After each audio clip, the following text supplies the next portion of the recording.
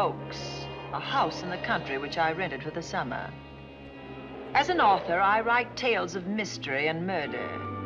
But the things that happened in this house were far more fantastic than any story I've ever had published. I brought a staff of servants from my city apartment, and my maid Lizzie Allen, who had been with me nearly 20 years. Lizzie? Yes, Miss Cornelia? Is the car ready? It's at the door. Look, Miss Cornelia, them servants you brought from the apartment are talking about walking out on us. Really? Well, I know they don't like it here, but I didn't think it was that bad. Well, they've been hearing things about the killer that the police call the Bat and the murders that he committed here this past winter. Now people are saying that he's back again. Well, how can they be sure of that? Has he committed another crime? No, not yet, but that ain't saying that he won't. Here's something else. You've heard about the bats they have here. Animal bats, the kind that fly. Yes, yes. Look what it says in this magazine. This is a report from the State Health Department, and it says some of them bats is rabid. Well... And that ain't all. Now there's a rumor going around. It was...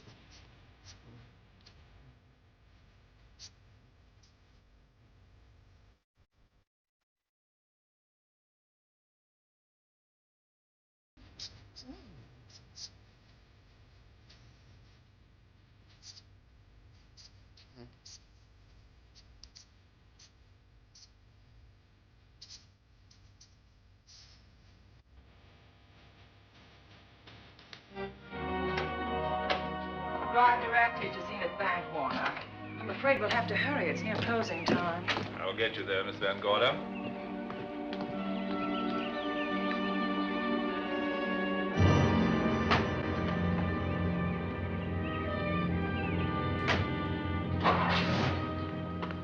Thanks again.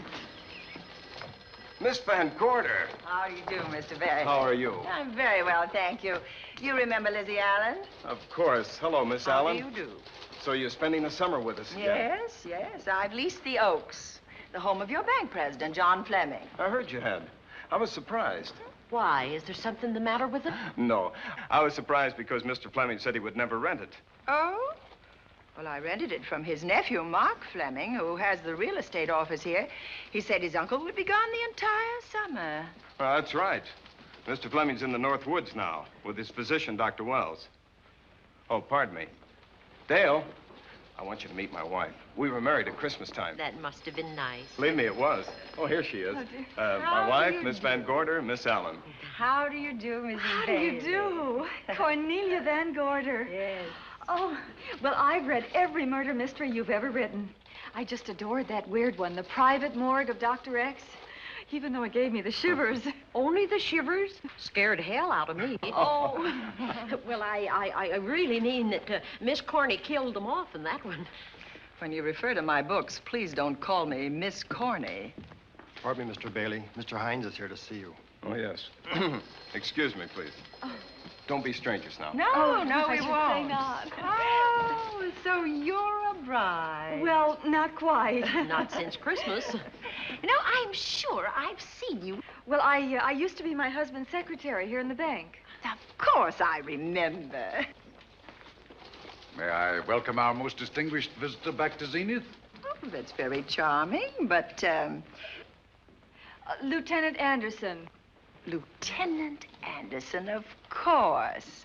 Chief of Detectives of the Zenith Police Department. This is Miss Allen. Miss Allen. How do you do? Lieutenant Anderson is one of our favorite citizens. He's on the bank's board of directors. Not bad for a policeman. You must have made a good thing of it. Well, I saved my money, if that's what you mean. It's near closing time, and I've got some business in the safe deposit vault. Please come and see me, Mrs. Bailey. Oh, I'd love to. And you, Lieutenant. Thank you. Goodbye. Goodbye. Nice to have met you. My, what a charming woman. She moved into the Oaks just the other day. That house is a proper setting for a writer of mysteries. Oh, it certainly is. Vic, what's the matter? Come in here, both of you.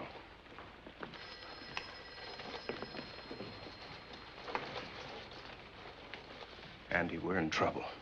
Wendell Hines came in to pick up $350,000 worth of bonds that we were holding as collateral for a loan. They were kept in our special vault.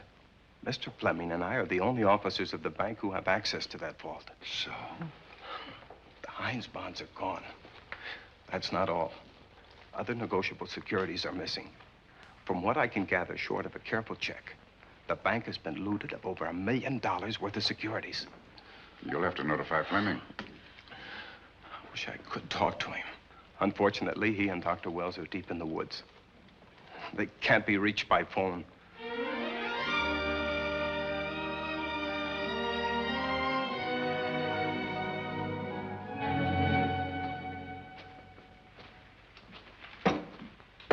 What is it?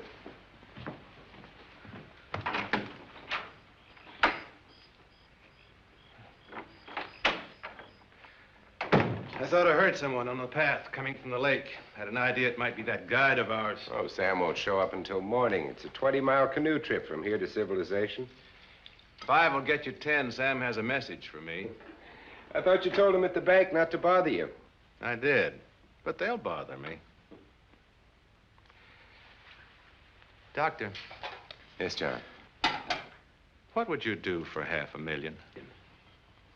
Anything short of murder. Why not murder? Too messy. Too great a risk? For $500,000? Yes. I pinched $1 million from the bank. Well, I'm not kidding. I embezzled it. Not that I think you wouldn't do it if you thought you could get away with it. I got away with it. I'm not talking about currency. I took negotiable securities that could be converted into cash. I have the cash in 10s, 20s, and 100s. Well, I'm your doctor, not your lawyer. Why tell me this? You'll find out why. Who's going to take the blame for the robbery? Bailey, the cashier. They'll never suspect me. I like Bailey. Well, so do I. I love the guy.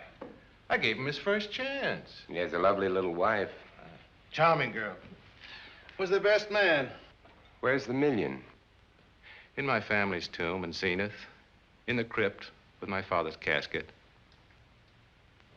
I don't buy that, John. No? No. You forget that I had you in charge when you were a very sick man. When you raved in delirium. And I heard you talk about a hidden room. Now, where else could you put a hidden room except in that mansion you built? That white elephant you call the Oaks. Look, everyone knows I have a bad heart. Now, who would doubt it if you wired the bank directors that my heart had failed? That I had fallen from a great height here in the woods. And that I was badly smashed up. You could ship the body back for burial and instruct them not to open the casket due to the condition of its contents. Well, you realize, of course, that we'd have to have a body to put in that casket, which means that we'd have to deal with an undertaker at this end. Of course. Well, where do we get a body? Couldn't we provide one of our own? How about Sam? Sam, our guide? Sam weighs about as much as I do. He's practically a hermit. He wouldn't be missed for a long time. The local undertaker would know him. Not if we made him look as if he'd been in a serious accident. But if Bailey's going to take the blame, why'd he have to do this? The jury might acquit him. In that case, I'd be a logical suspect. I could disappear, of course, but it's safer if they think I'm dead.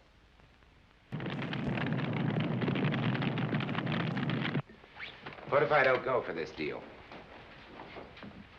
In that case, it would be too bad. You mean you'd kill me? What else could I do? Now that I've told you about the $1 million, I'd say you were shot in a hunting accident. Now, look, Doctor, if you can find another body instead of Sam's, it's all right with me. There's $500,000 in it for you. I'll do my best. I smell smoke. So do I. What's that noise? Look, Doctor, the woods are on fire. It's coming this way. We've got to get out of here. Out the back way. We will. As soon as I provide that body we were talking about.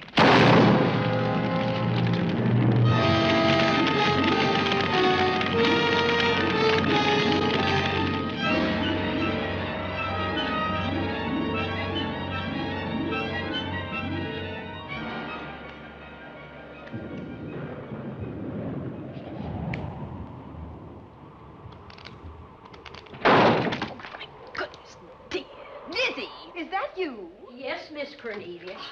There's a storm coming up, and it's gonna be a snorter. The wind nearly blew the door off its hinges. Well, that noise blew my game higher than a kite. I think I've lost some of the cars. Oh, I'll get them for you. Oh, I see you found the paper. Drat that paper boy, scooting by on his bicycle, just chucked it into a clump of bushes and let it go at that. For land's sake, Mr. Vic Bailey's been arrested. Oh? I think. Victor Bailey, vice president and cashier of the Zenith Bank, was arraigned before United States Commissioner Alvin Fielding, charged with the embezzlement of over $1 million. I can't believe Vic Bailey had anything to do with that robbery. Oh, well, I see our landlord is home again. Landlord? Mr. Fleming. Dr. Malcolm Wells is back in town with the body of John Fleming, president of the Zenith Bank, who was killed in a forest fire. Mr. Fleming will be laid to rest in his family's tomb on Friday. And I hope he stays there. Well, why shouldn't he? Well, this is his house. And ever since he died, some funny things have happened here. For instance? The housekeeper, the cook, and the butler said that they heard strange noises at night. And the upstairs maid swore that she met a man without a face coming up the back stairs. Oh, so that's why they quit and left me to run this place without a staff. They didn't tell you, Miss Corney, but the truth is they was scared to stay. But you're still here, Lizzie. Haven't you seen anything? No. No, and even if I had, I ain't afraid of ghosts. They're afraid of me. Honest, Miss Corney, a spiritualist told me once that ghosts was allergic to me. But this Bat feller they keep talking about in the paper, I guess he'd be different. No, I don't think you'd have the same effect on him. Oh, dear. What are they trying to do? Drive people away from this part of the country? Why, what does it say about the bat? Specialty seems to be killing women. My goodness, 2 of them in one night. All his victims died the same way, like their throats had been ripped open with steel claws. That's a charming little caper. I'll have to try it sometime. In a book.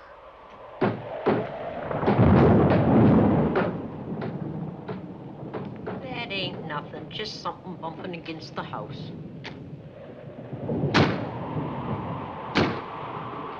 That's just the wind banging a door. Pay no attention to it. Listen to this.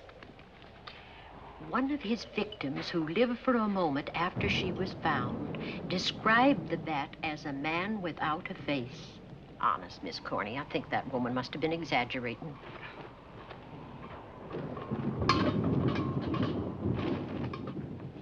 That's just that heavy tapestry at the top of the stairs. I know. I've heard it before on a windy night. That sounds as if there was someone on the stairs. I know there isn't. At least there shouldn't be. There ain't. Them's just the noises you hear in any old house on a windy night. It says here that the bat never leaves no fingerprints. That's understandable. Having no face, he probably has no fingers either. Lizzie!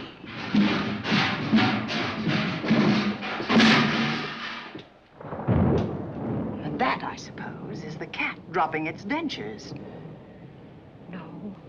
No, I don't think so. But I think it's something should be looked into.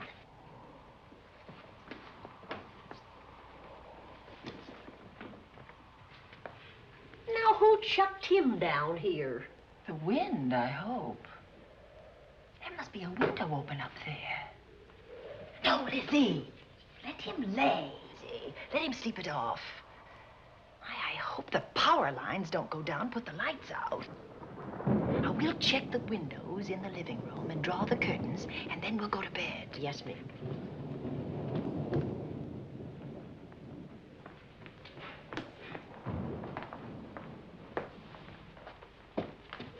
I won't be a minute.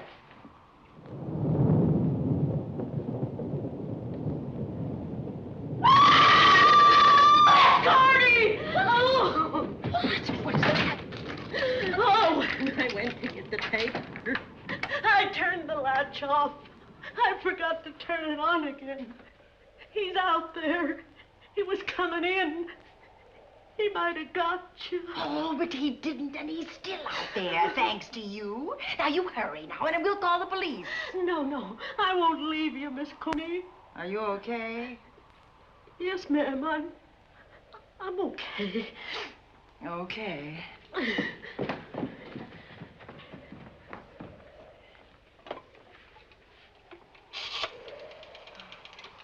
Operator? Give me the police department, please. Zenith Police Department. This is Cornelia Van Gorder. I'm living at the Oaks. We know about that, Miss Van Gorder. Just a moment ago, a man tried to force his way into this house. You're not alone there, are you? What about your servants? Well, I have none except my chauffeur, and he's away. He won't be back until the morning. Now, there's only 2 of us here tonight, and we're going to lock ourselves in my room. Now, if any of your men see anything, will you have them call me? I'll send officers over there right away. Well, thank you very much. Come on, Lizzie. We're going to sleep in my room.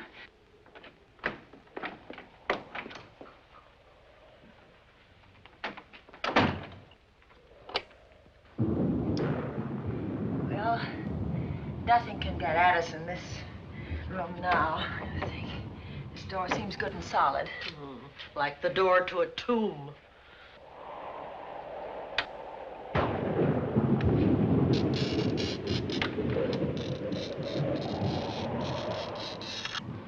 I think that couch will be comfortable. There's some extra bedding, you know, in Yes, the ma'am. closet.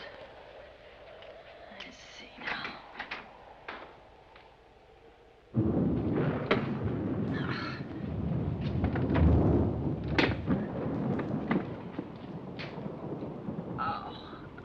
Huh? No bolt. Well, that's not so good.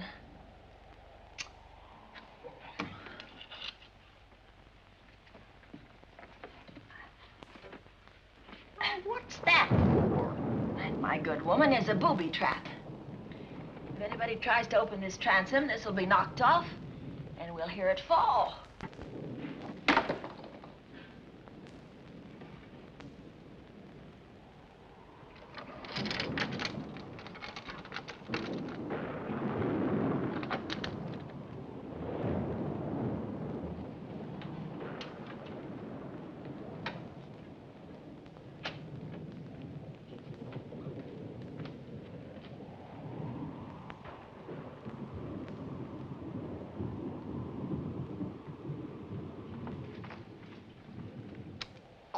Fiddlesticks.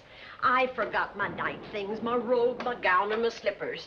I'll go get 'em now. Now, wait a minute, Lizzie. I'll go with you. Now, don't you bother, Miss Cornelia. My room's just down the hall. Lizzie, I told you to wait. It's all right. I'll only be a second. Get in here. Get in here.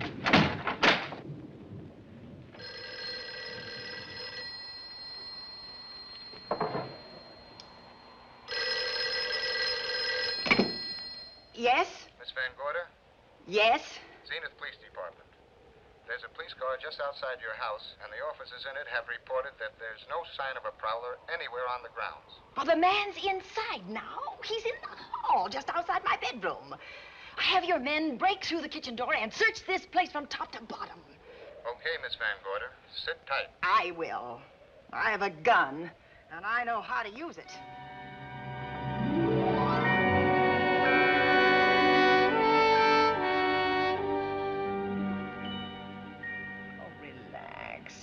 relax, Lizzie. The police did a good job. They couldn't find anybody in here. But we both saw him, Miss Cornelia. All right, so he got away. But there are men on guard outside, so just try and get some rest. There's nothing can get at us here.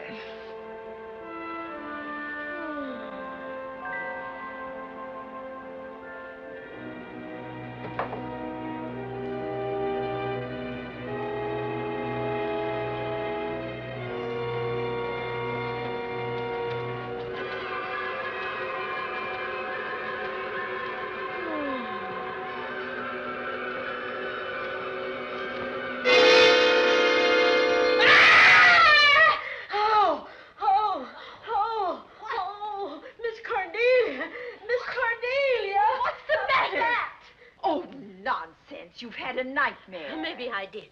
But there was a bat in it, and it bit me. And it flew in that closet. Oh, good gracious, Lizzie, you're right.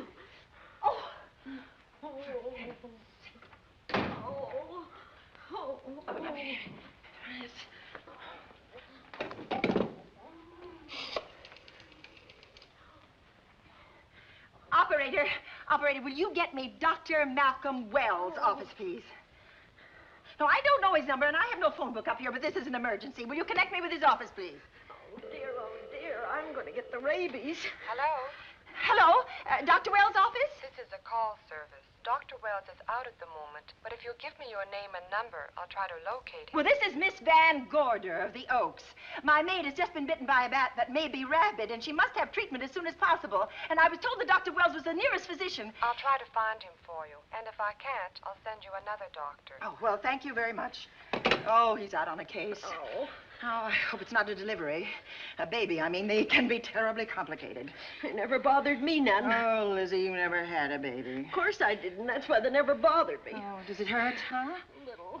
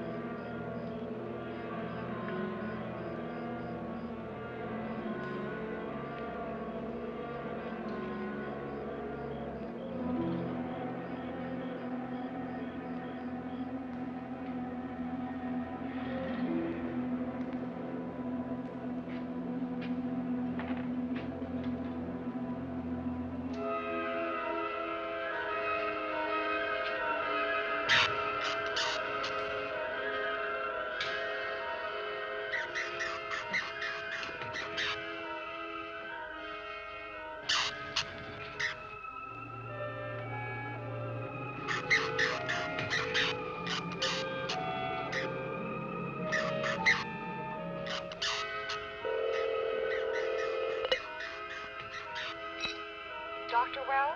Are you there, Dr. Wells? Are you there, Dr. Wells? This is the operator. Your call service is on the wire. It's an emergency. This is Dr. Wells. This is your call service, Doctor. Oh, hello. I was just doing an experiment. I left the receiver off. That's what I thought, but I kept trying. Miss Van Gorder at the Oaks called and said that her maid had been bitten by a bat, and she's afraid it might be rabid. What? Oh, all right. Tell her I'll be right over there.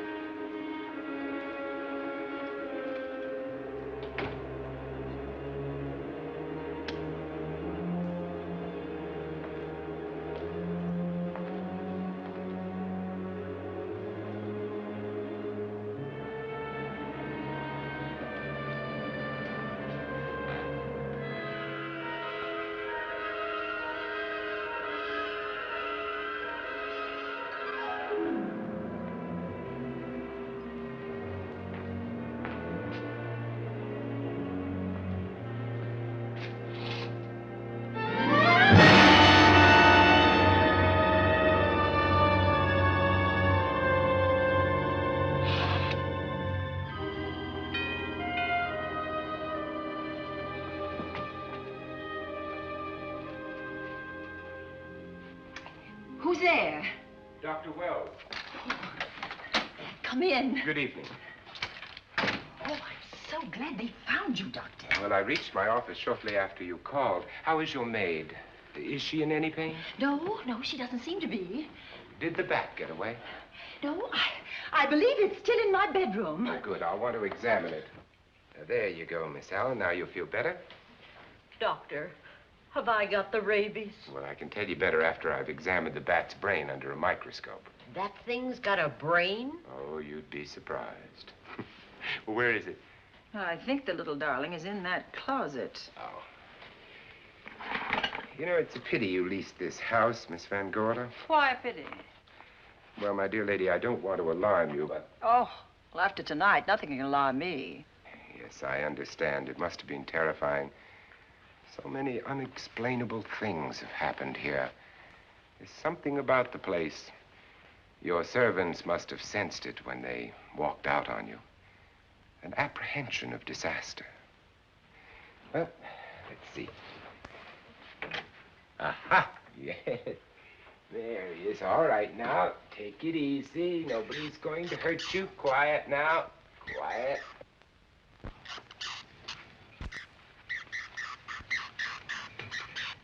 He looks quite normal. Doesn't seem to be sick at all. Oh, ain't that nice? I've been worried about him. Well, you should be. From his appearance, I'd say that he doesn't have any infection. In which case, you've had a narrow escape. Now, you take one of those tablets I left for you, and I'll guarantee you a good night. And I'll drop in on you tomorrow. Oh, thanks for everything, Doctor. Now, don't worry, I can find my way out. Oh, I know you can, but do let me help you. Oh, don't forget that once I'm gone, you'll have to climb those stairs alone. Oh, I'm all right. I'm armed now. Can you, shoot one of those things without shutting your eyes? Oh, Doctor, there are guns in every book I've ever written. I don't write about things I'm unfamiliar with. Lock the door, Lizzie. Good night. Yes, ma'am. Good night, Doctor. Accident? No, the wind blew him down. Oh. I think. Oh. Did you know that young Mark Fleming leased you this house without notifying his uncle? No, I didn't. Well, it doesn't matter now. John Fleming is dead, and Mark's his heir. But if John were alive, he would warn you to leave here, Miss Van Gorder. Really? Yes. It's been a tragic place for anyone who ever lived in it. Well, good night. Good night, Doctor. Who's out there? Nobody you need worry about, Doctor. Oh, it's Andy. That's right. Oh, good evening, Miss Van Gorder. Good evening, Lieutenant. Somebody sick here? My maid was bitten by a bat. Oh? A rabid bat? Well, I'll know for sure when I get to my lab. I caught the bat. It happened indoors? In my bedroom. Yes. How'd it get in? Well, there are many ways a bat could get in a house. You ought to know. I spotted this hole in the window the minute I got here. Why? That's where the two-legged bat got your door open. Miss Van Gorder told me that she phoned headquarters at Zenith. Yes, I phoned twice. The second time was after the prowler got in the house. When headquarters, Andy? No, but they contacted me. An officer came and searched the house from top to bottom, but they couldn't find the bat. You better have this window fixed tomorrow. Oh, yes, I certainly shall. Listen, I'd better be going. I'm due in surgery at 8 o'clock in the morning. Good night. Good night, Doctor. There'll be a man patrolling the grounds all night, Miss Van Oh, Gorder. thank you. And nobody inside, Andy? Why should there be? Well, how do you know but what the bat is hiding somewhere in the house? I'm quite sure he isn't in the house, Doctor. Not now. Good night. Good night.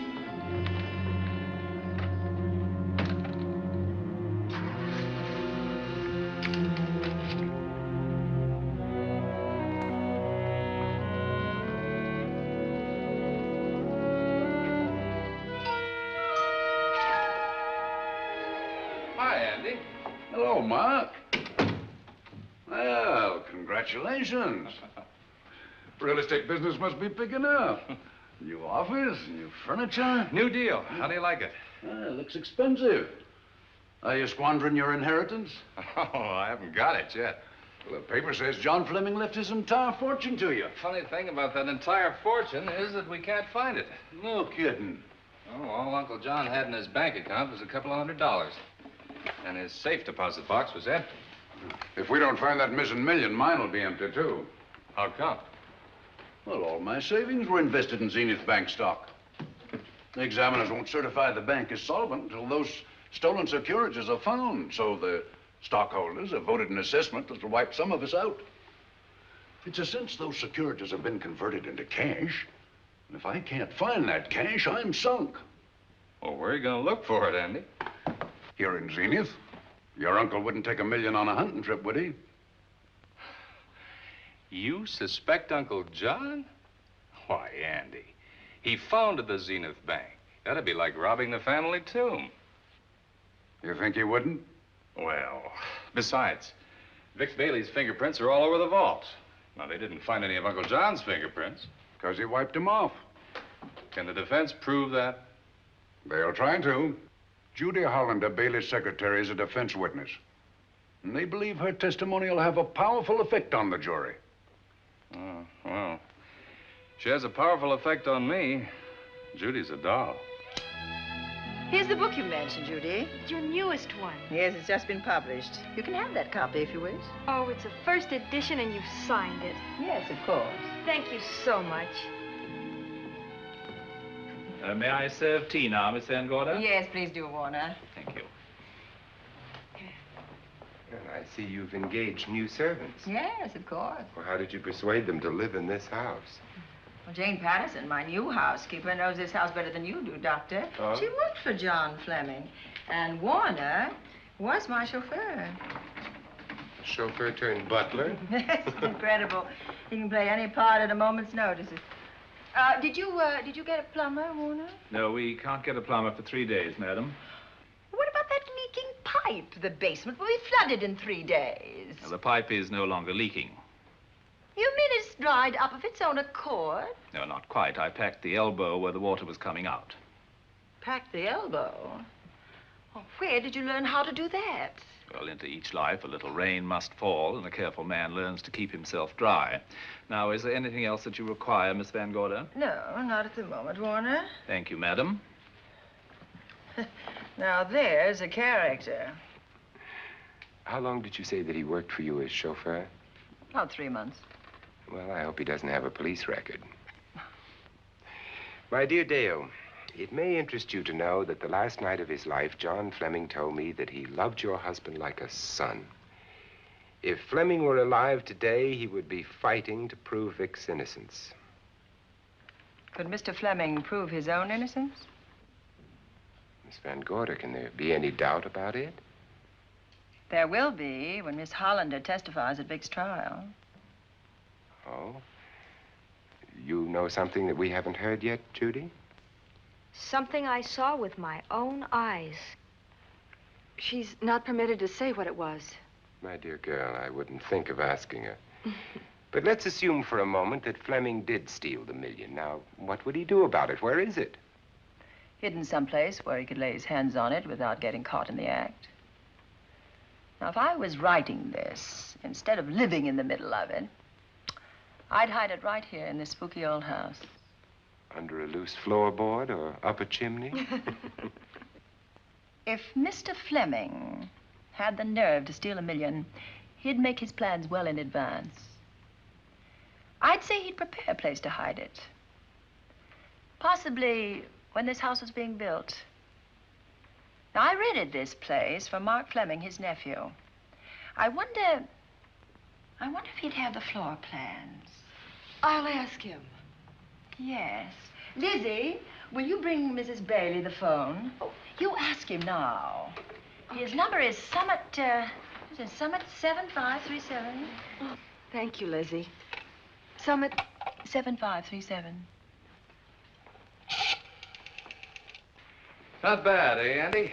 That means new business. Now, you see, somebody wants to buy a house. Mark Fleming speaking. Oh, hello, Dale. Well, hang on a minute, honey, while I see if I have him. It's Dale Bailey, all excited. Miss Van Gorder wants to know if I have the floor plans of the Oaks. Now, what would she want with the floor plans? Well, she suggested to me that your uncle might have hidden the bank loot there. Are the plans here? Somewhere in the house itself. Wait a minute, there is a place where Uncle Johnny might have kept those blueprints. What place? Well, I heard him talk about it a good many years ago. I can't be sure of the exact location. Anyway, I don't think the old boy had the guts to steal $1 million. But if I find those plans, I'll let you know, Andy. Hello, Dale. Look, honey, I haven't seen those plans since I was a kid, but I'll come over tonight and maybe we can find them. Thank you, Mark. We'll expect you. He seems to think they're here in the house somewhere. He's coming over tonight. Well, that's good. Dale and Judy are my house guests for the weekend. Would you like to have dinner with us tonight? Oh, no, thank you. I couldn't. I still have a few calls to make. You know, if Judy's testimony is going to clear Vic Bailey and implicate John Fleming, others may get the idea that there's buried treasure in this house. Don't even mention your testimony until you're actually on the stand. Oh, I won't. That's a smart girl, Judy, and a very lovely girl. Well, good afternoon, ladies. Goodbye, Doctor. Dr. Wilbur. Come on, girls, let's go.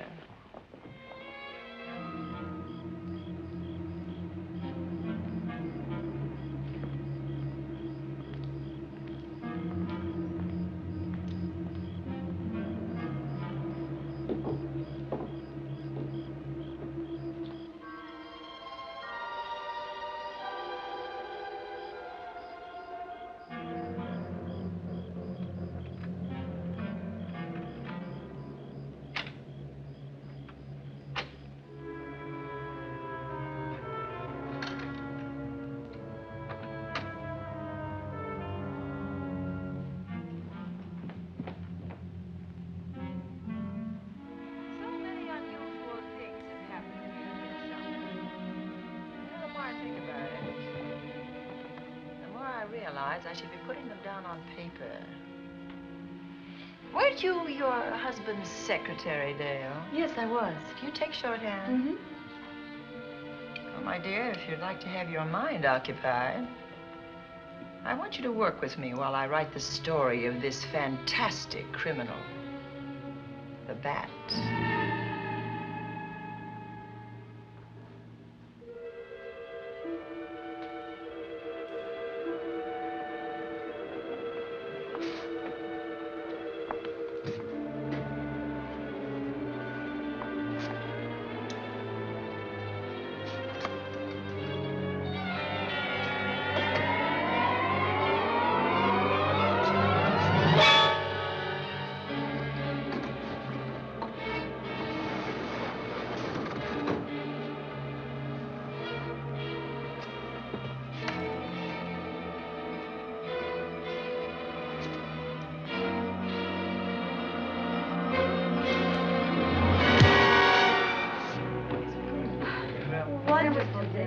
Thank you. It's really nice. A good dinner, Lizzie. As usual. Wonderful. Oh, what a lovely piece of silver. It's an original, isn't it? Yes, they still use them in England for buffet breakfasts. Some hot water in the bottom. Should keep us hot, your sausages and your scrambled eggs. Interesting. Very useful. Really nice.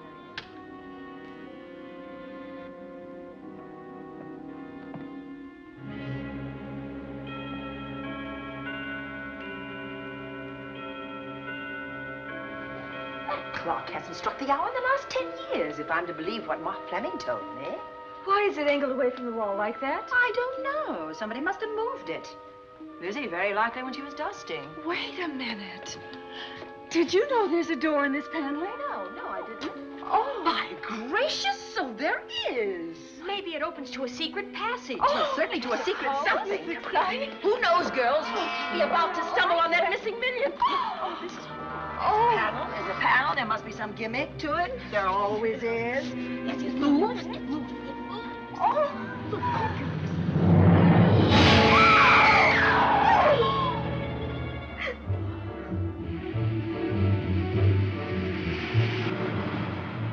Calling car 11.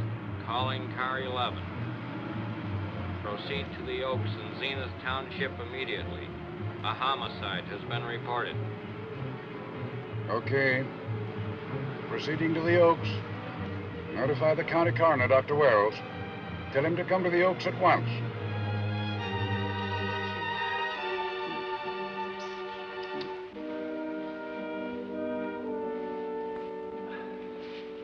Horrible. As if his throat had been torn by some creature with fangs or claws. That's his sign. We found it on the others he killed. I'd hoped those reports that he was up to his old tricks again were pure imagination, but apparently they're based on fact. He's come back. Back to the scene of his kills. Yes, that's who I mean. That's who did this. The bat. Who found Mark? We all did. And his Dale and Judy and I. Lizzie was in the dining room. This is my new housekeeper, Jane Patterson. You know, she worked for John Fleming. I know her. Where were you, Mrs. Patterson? In the kitchen, cleaning up. I cooked the dinner tonight. Did you know that the secret closet was here? No. It was behind the grandfather's clock. Well, it was I who found it, really. Noticed the clock had been moved and the door wasn't quite closed. I'll get it.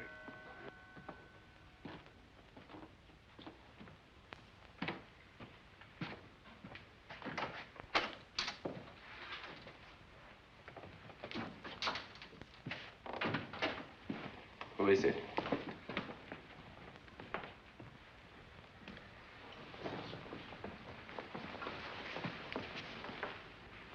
Mark Fleming.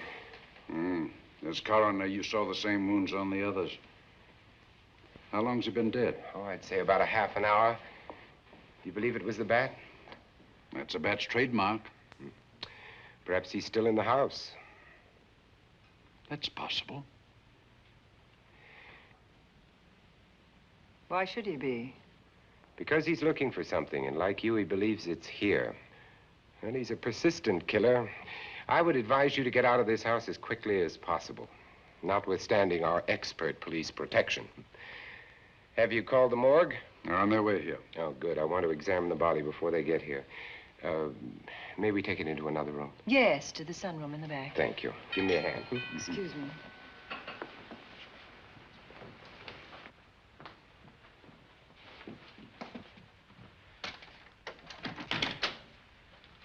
Oh, Warner, where have you been? Well, madam, has there been an accident? There's been a murder. Mark Fleming, the young man from whom I leased this place, was killed here tonight. They know who did it? Well, they believe it was the bat. I'm sorry I had to use the front door, Miss Van Gorder, but I forgot my keys, and when I rang the bell at the kitchen door, there was no response. Oh, this is Warner, Lieutenant. He's my butler. He was my chauffeur. Why'd you promote him? Well, it's very difficult to find a butler. They don't like service in the country. Have you been a butler before? I've served in many capacities, sir, but this was my night off, and I forgot my keys. I heard that part. What time did you leave the house tonight? Oh, about 6:30. I had dinner at Wiley's Roadhouse. Can you prove where you spent the rest of the evening? I can try. Try hard. And don't leave the house. I'll get to you later. Very good, sir. I shall be in my room, Miss Van Gorder, if you need me. Yes, Warner. Surely you don't think he's... Warren and I've met before. I can't recall where or when, but I will.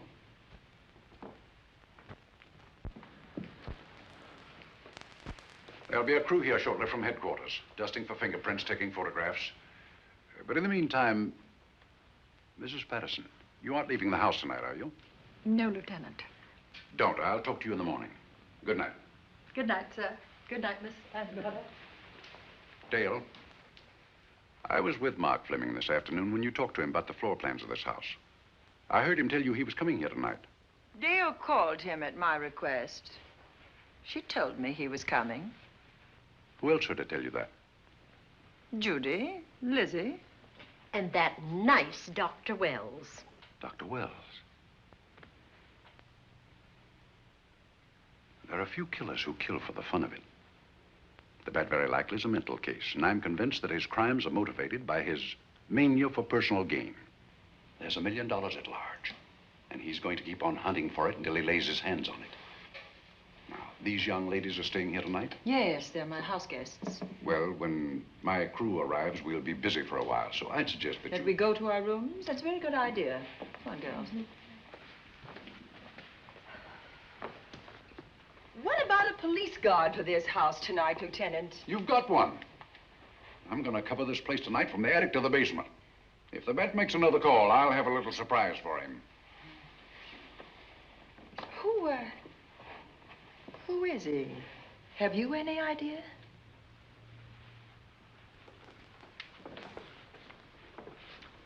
He could be anybody. So far, there are clues to his identity, but nothing we could take before a jury. I'm afraid we must look higher than the criminal world. He may be a merchant, lawyer, doctor, scientist, one of the pillars of his community. Ladies, lock your doors tonight. Stay behind them. I promise you you'll be safe. Good night. Good night, Lieutenant. Good night.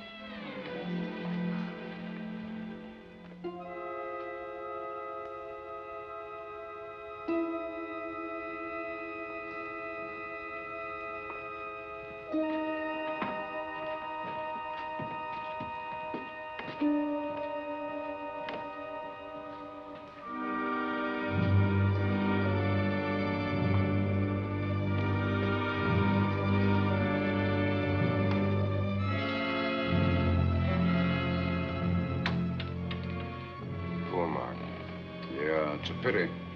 So young. Well, Doctor, do you agree it was the bat?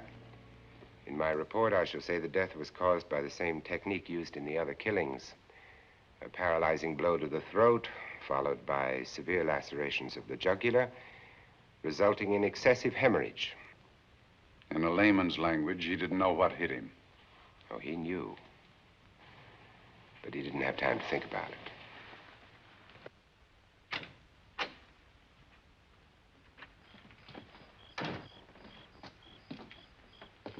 You staying here tonight, Andy? Well, until I check the doors and windows, but I'll be back bright and early in the morning. Neither snow, nor rain, nor heat, nor gloom of night stays these couriers from the swift completion of their appointed rounds. A lot of people are due for a shock when I close this case. Yes, I'm sure they are. Good night, Andy. Don't get hurt. Good night, Doctor.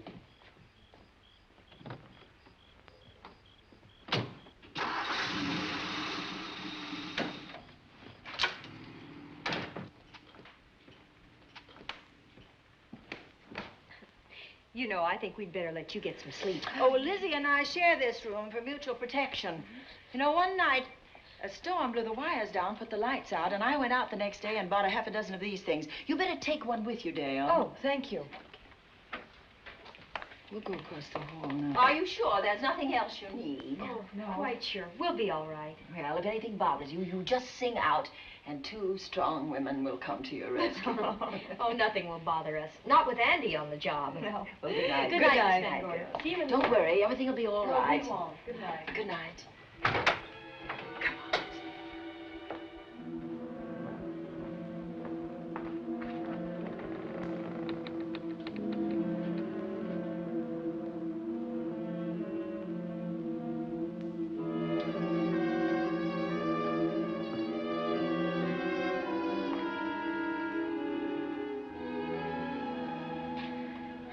I don't think I'll sleep tonight. Me neither. All I can see is poor Mark Fleming staring at us. I thought that when people died, their eyes closed, as in sleep. Don't think about it. I'll bet you're thinking about it. No, I was thinking of my poor husband sleeping in jail tonight. Oh, Judy, I love him so much.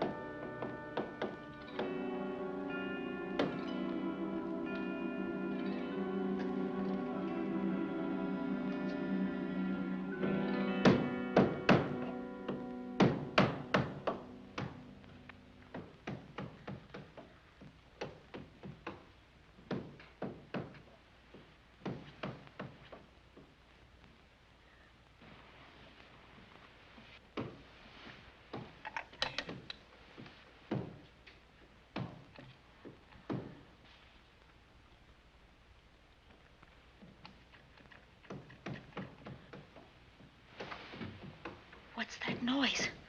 Oh, I don't know. I kind of fell half asleep. For a moment, I thought it was something from a dream. It's somewhere in the house. Yes, on the floor above. Not directly over us. Probably a room overlooking the driveway.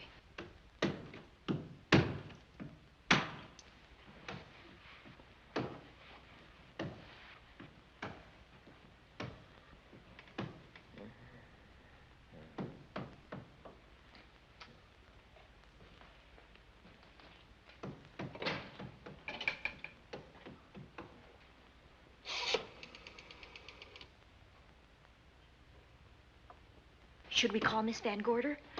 She'll hear it. How can she help but hear it? Oh, besides, we don't want her to think we're a couple of hysterical women. Well, I'm about to become one. Oh, I dear. had it for one night. Dale, you're not going out in that hall. I want to know what's happening up there. But Lieutenant Anderson said if we stayed behind our locked doors, we'd be safe. Vic isn't safe locked up in that jail. Suppose that stolen money is in this house. Mark Fleming seemed to think it was. Maybe that's what somebody's looking for. For heaven's sake, don't you hear that awful noise up there? Now, Lizzie, you've just got to stay awake. The house phone and the outside phone wires have been cut, and we can't get help. Where's that policeman? Oh, I don't know. Something must have happened to him. Now, go on, get on your robe. Oh, Dale, please don't go up there. I've got to. Think what it could mean to Vic. Now, you stay here. Oh, no. If you go, I go.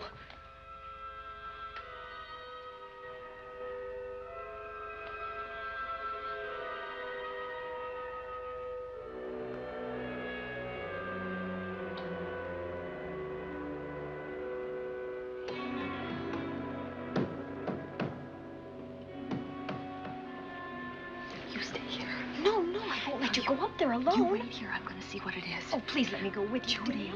will you warn me if anyone comes? I'll only be a moment. Now, wait.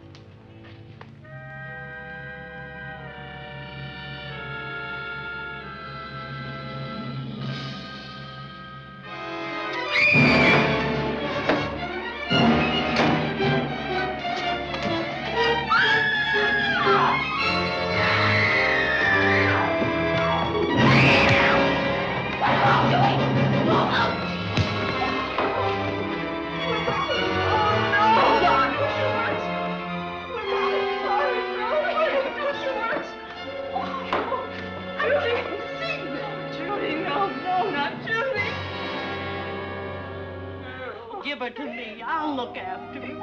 With her. Poor baby.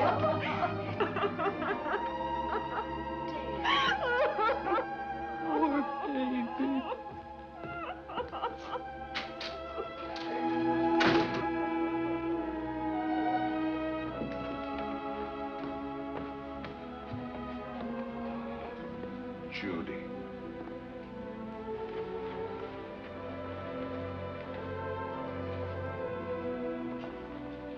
The bat. Yes, the bat. He caught her at the head of the stairs. We saw him rushing down the stairs as we came out of the room. I hurled that after him. I hit him, I believe. I'm going to cover this place from attic to basement, you said. Well, what were you covering when that poor child was murdered? Where were you? I saw a man outside in the grounds. I went out there and hunted him. I heard him in among the trees, and so I followed the sound of him as far as the brook down near the back road. And then I lost him. I'd rather give my own life than have this happen to Judy. But I told you to stay in your rooms and lock your doors and stay there. What was she doing at the head of those stairs? That was my fault. They heard a strange noise, heavy pounding in one of the rooms on the 3rd floor. We all heard it. I wanted to see what it was. Judy, wish she wouldn't let me go out by myself. I made her stay on the balcony. What about your new butler? Oh, well, he's in his room, I suppose. Oh, Mrs. Patterson. Oh, yes. Did you know what happened here? No, sir, but I heard the screams. I went to call Warner. We have rooms on the same floor, but he wasn't in his room. His bed hasn't been slept in. If Mrs. Patterson heard the screams, Warner could certainly hear them. You're quite right, sir. I heard them. Oh, you did? And where were you? Outside in the grounds. Miss Holland has been murdered. No. Oh, so you're surprised. Shocked. Well, I've seen better performances. I remember you now. Your name's not Warner. I've got a circular in my office with your picture on it. The Chicago police not so long ago were hunting for you in connection with the robbery. You're right again, sir. And they found me and they tried me and I proved my innocence and I was acquitted. That could have been a lucky break. Where were you when this child was killed? I told you before, sir. Outside. What were you doing there? I was following you. I saw you leaving the house, and it seemed that you were hunting someone. I thought you might need some help. Oh, yes, sir. I followed your flashlight down through the trees. Then it disappeared. And then suddenly, as I was staring out into the darkness, I was struck by something on the back of the head. The next thing I knew, I was lying on the ground. I realized I'd been knocked out. I wish you had been knocked out. But then we'd have found you with your mask still on your face. You were hit here in this house with this poker as you were rushing down those stairs after that child was killed. Oh, no, sir. You can't pin this on me. I'm not the bat. I've never killed. I couldn't kill. I won't take the rap for this.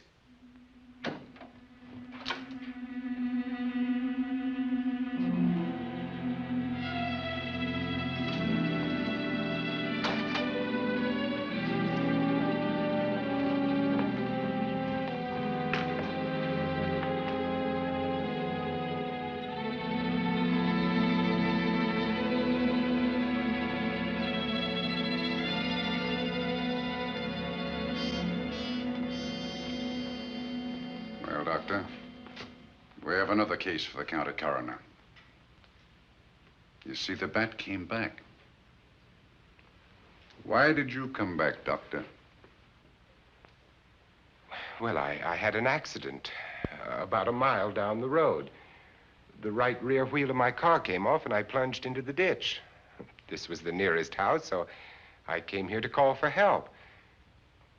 I thought I'd find you around, Andy. Physician, heal thyself. You must have been hit by something on the back of your head. I told you I had an accident. So you did, Doctor. So you did. I could be wrong. But maybe I'm not. We shall see. All right, dear, let's start a new chapter. For days, the murders held the headlines. Lieutenant Anderson grilled us and ransacked the house from top to bottom. Warner was not placed under arrest, but his every move was watched.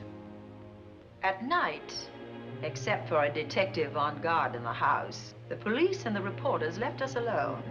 And on one of those nights, without telling Lizzie or anyone else, I pursued a secret investigation of my own.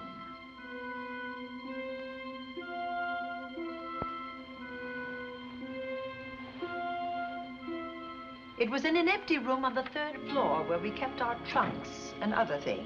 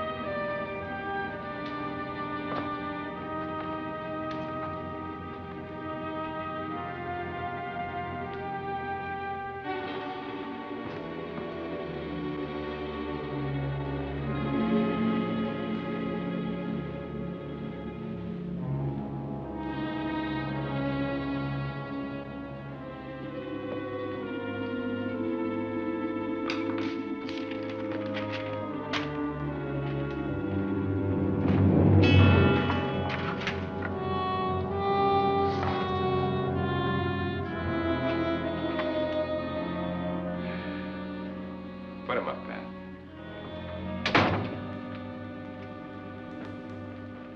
It's a bright idea to kill me in my own lab and let people think that I'm the bat. But you had to kill me first. What was it to be, ambush? And clever as you are, you're not smart enough to do that. Nor were you smart enough to find the money, though you came quite close to it. But I know where it is. And when you're dead with that sign pinned on your chest, I'm going to collect it and live happily ever after. He destroyed himself. How true that will be. Well, goodbye, Bat. Here's a serum that will heal you whether you're rabid or not.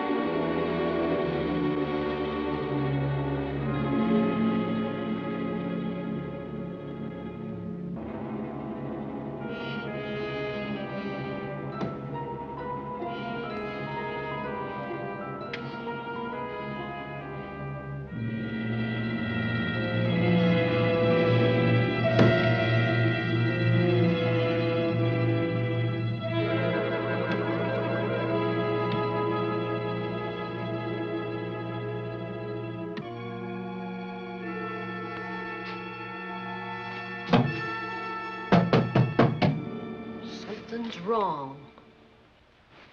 Something's wrong.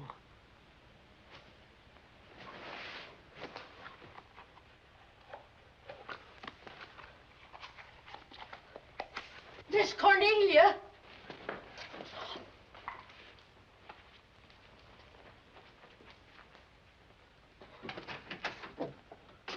Miss Cornelia.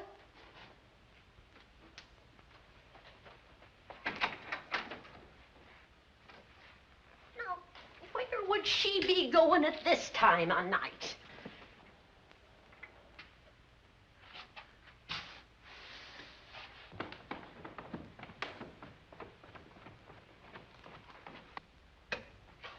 Well, land's sake.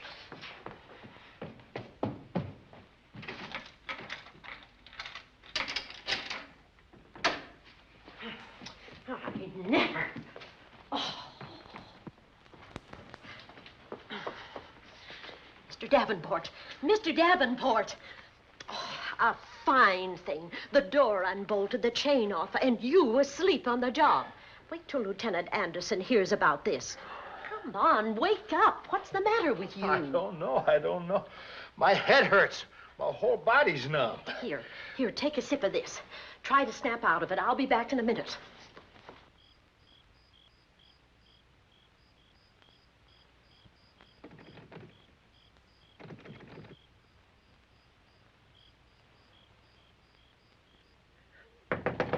Hurry, will you? It's Lizzie. I'm terribly worried. I can't find Miss Cornelia anywhere, and something's happened to the policeman. I don't know what. Get Warner. Bring him to the drawing room. Tell him we need him.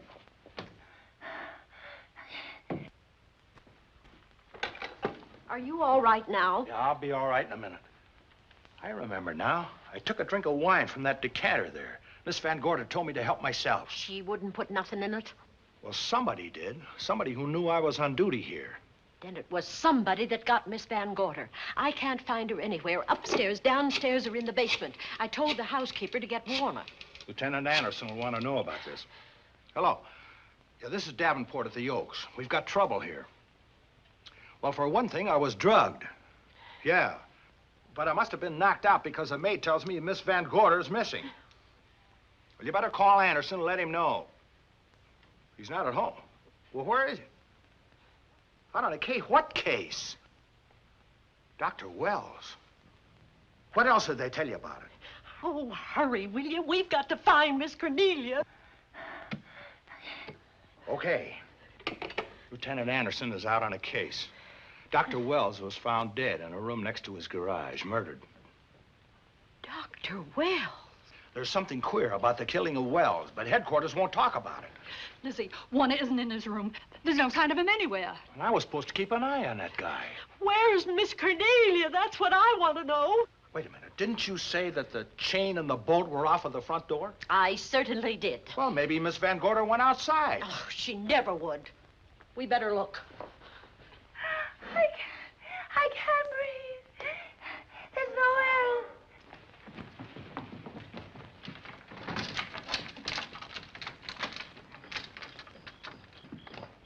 Miss Cornelia.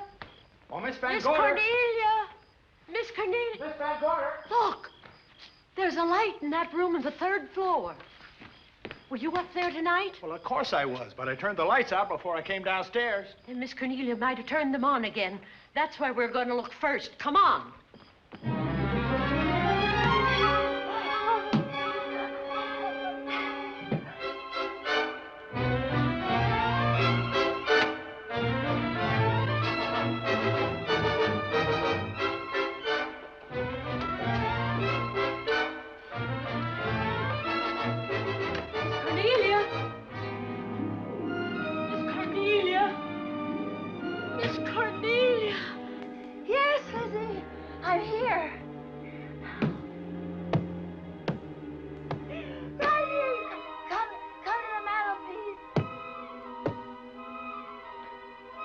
Here we are, Miss Van Gorder. What do we do now?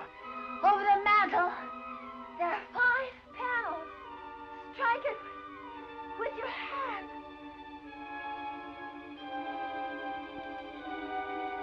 Which panel did you say, Miss Van Gorder? Oh, I can't understand. Miss Van Gorder, which panel? We couldn't hear you. She said strike it. What difference does it make which panel? Strike them all. Look.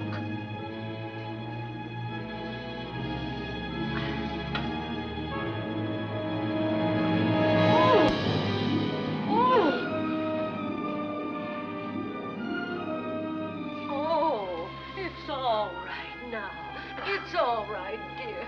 Lizzie's here.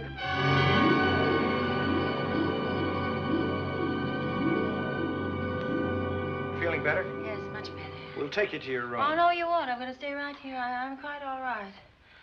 Oh, how blessed it is to breathe without an effort. You know, no one knows how sweet the air can taste until someone shuts it off for a moment. That room is just like a box. When the mantelpiece closed, it seemed like all the air was drawn out of it. Look, there it goes again. Let it close. I can open it from in here. There's a control panel behind this blueprint. Electric motor under the trap door here. Once the door is open, you can keep it that way. I believe that the fireplace in this other room opens the same way.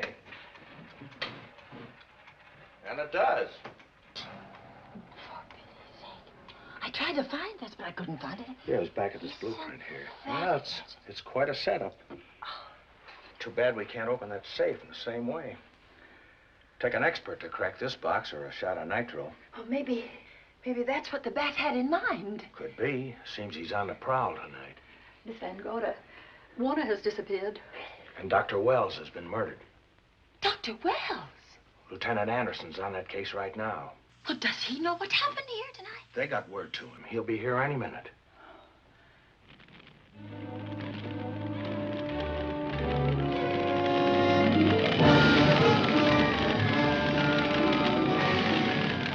What's that noise? Miss Van Gorder, the garage is on fire. Scott, look at that. Lizzie, put that light out in the other room. Now, where are you going? To report the fire. Well, you just stay right here. But Miss Van Gorder, the garage. Well, let it burn. You watch the stair. Can't you see that fire was set to get us out of the house? Out of the house? Were you talking about the... Yes, I'm talking about the bat. Now that the lights are out, he'll think his trick has worked, and we've gone. He'll be here any minute. Well, so will Lieutenant Anderson. I hope so, but the bat will be here first. And he'll kill again if we're in his way. We've got to be as clever as he is.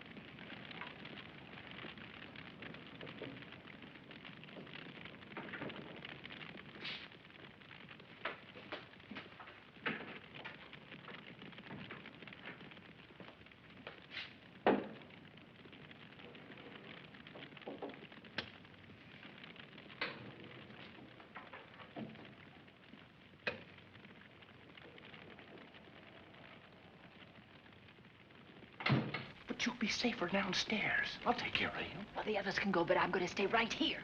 All right, but get out of sight.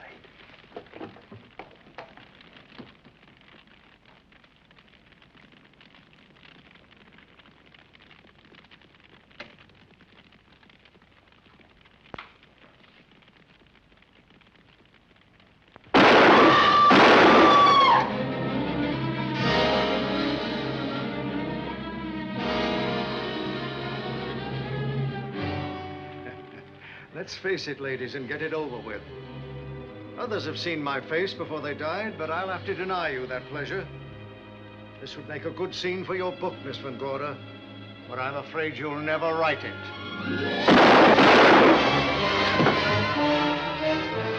That is Warner. I could tell. You misjudged me, Miss Ellen. Warner! I don't like being a murder suspect, Miss Van Gorder. I was headed for a plane, but halfway to the airport, I changed my mind and came back. I'm glad that I did.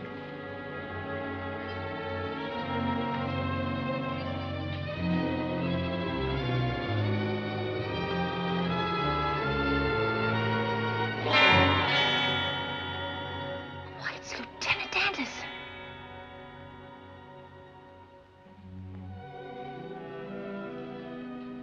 Yes, it was Anderson. He'd discovered the secret of the hidden room and was waiting to get into it and open up the safe. We found the money in it, a little over $1 million in tens and twenties and hundreds. Good old Andy. With all his ill-gotten gains invested in bank stock. It's rather a clever way to hide stolen money. In the open, as it were, and so respectable. But don't try it. No matter how clever you are, you can't hide murder.